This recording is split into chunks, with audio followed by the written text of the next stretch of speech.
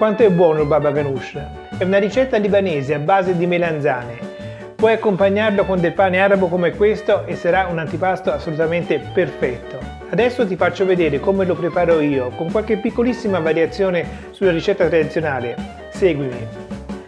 Prendo queste due melanzane, ci faccio dei fori con il coltello che servono ad evitare che si formi del vapore all'interno delle melanzane e lasciarlo uscire, perché adesso le mettiamo in forno. Vado a metterle nel forno che è già caldo e teniamole circa 40 minuti col forno a 200 gradi, ventilato se possibile. Passato i 40 minuti di cottura delle melanzane posso levarle dal forno. Le lascio raffreddare un 10 minuti buoni.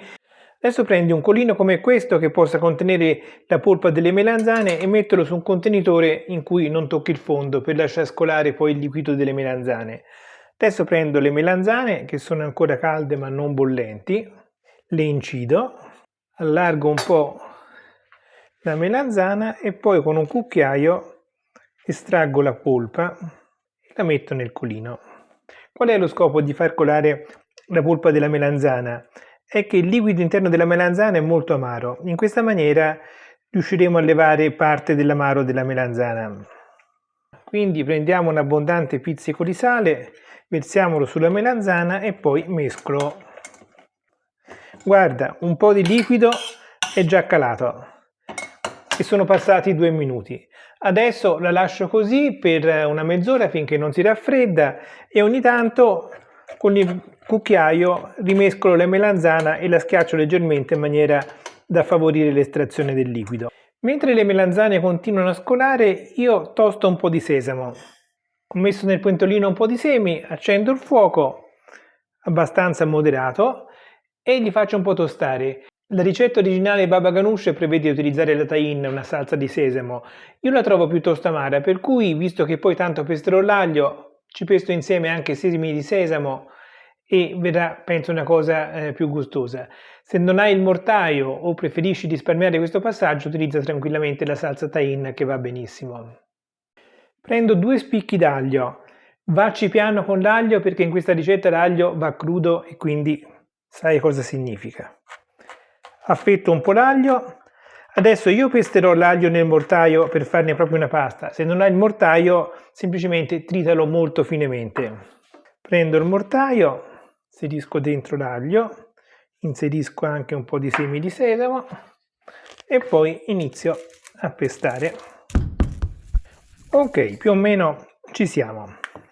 E trasferisco il nostro impasto di aglio e sesamo in un ciotolino che servirà fra poco.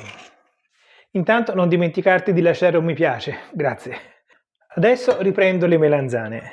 Continuiamo a schiacciarle e guarda quanto liquido hanno fatto.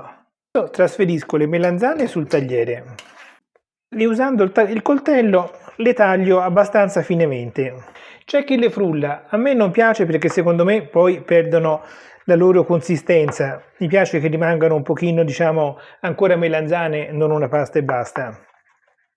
Mi pare che siamo a posto. A questo punto prendo la pasta delle melanzane e le sposto nella ciotola.